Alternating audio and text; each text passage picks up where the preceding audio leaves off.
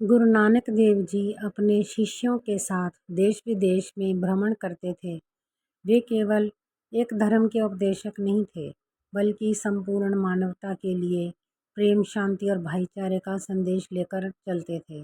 इसी क्रम में वे एक दिन अपने शिष्यों के साथ एक गांव पहुंचे। यह गांव विशेष रूप से अपने कठोर हृदय, नास्तिक प्रवृत्ति और धर्म विरोधी विचारों के लिए प्रसिद्ध था। वहाँ के लोगों को ईश्वर में विश्वास नहीं था। वे पूजा पाठ और धर्म कर्म को व्यर्थ समझते थे। गुरु नानक देव जी की योजना थी कि वे इस गांव में एक रात विश्राम करेंगे और अगले दिन आगे प्रस्थान करेंगे। जब गांव वालों को उनके आने की सूचना मिली तो उन्होंने गुरु नानक देव जी और उनके शिष्यों का उपहास किया। कुछ लोग उनके पास आए, लेकिन उन्होंने गुरु नानक देव जी के प्रति सम्मान प्रकट करने के बजाय तिरस्कार भरे शब्द कहे।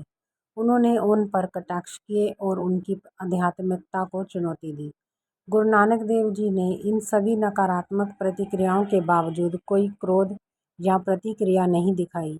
वे शांत भाव से मुस्कुराते रहे। उनका धैर्य और सहनशीलता अपार थी। अगले दिन जब गुरु नानक देव जी और उनके शिष्य गांव से प्रस्थान करने लगे तो गांव वालों ने व्यंग्यात्मक लहजे में कहा, गुरु जी जाते जाते हमें कुछ आशीर्वाद तो दीजिए।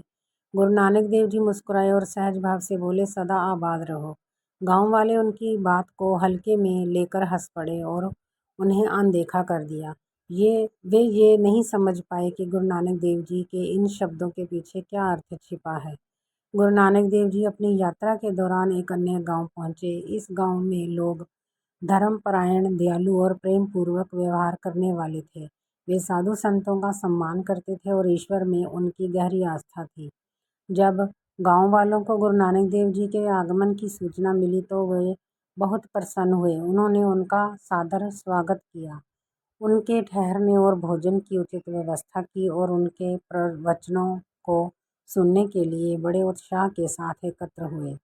गुरु नानक देव जी ने गांव में प्रवचन दिया और लोगों को सत्य, करुणा, प्रेम और ईमानदारी का मार्ग अपनाने की सीख दी। गांव के लोग उनके ज्ञान से अत्यंत प्रभावित हुए और उनके प्रति गहरी श्रद्धा प्रकट की।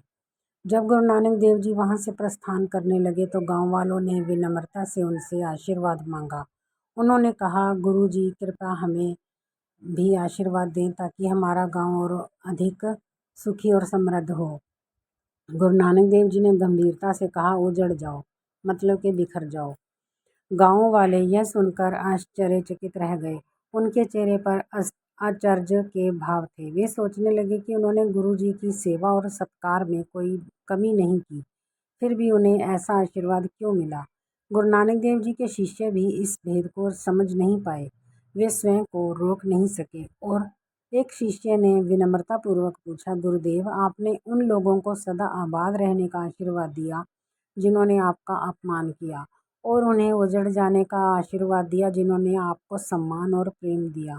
ऐसा क्यों? गुरु नानक देव जी मुस्कुराए और बोले, देखो शिष्यों, सज्जन लोग जहाँ भी जाते हैं वहाँ अच्छाई, प्रेम और सद्भाव फैलाते हैं। यदि वे बिखरेंगे तो संसार के हर कोने में नैतिकता और सच्चाई का प्रकाश फैलेगा। उनके विचार और कर्म समाज को आगे बढ़ाने में सहायक होंगे। इसलिए मैंने उन्हें उजड़ जाने का आशीर्वाद दिया। इसके विपरीत दुर्जन लोग अपने अहंकार, कटुता और नास्तिकता के कारण समाज को दूषित करते हैं। यदि वे एक स्थान पर एकत्र रहते हैं तो उनकी बुराइयां केवल वहीं सीमित रहेंगी और अन्य स्थानों को दूषित नहीं करेंगी। इसलिए मैंने उन्हें सदा आबाद रहने का आशीर्वाद दिया ताकि उनकी नकारात्मक एक ही स्थान पर बनी रहे और अन्य स्थानों पर उसका प्रभाव ना पड़े। गुरु नानक देव जी के इस उत्तर को सुनकर शिष्यों के मन में छिपी शंका दूर हो गई। वे उनके ज्ञान और दिव्य दृष्टि को समझकर नतमस्तक हो गए। सीख: सज्जनों का फैलाव समाज के लिए कल्याणकारी होता है। जब अच्छे लोग विभिन्न स्थानों पर जाते हैं तो वे अपने सद्गुणों से समाज को बेहतर बनाते हैं।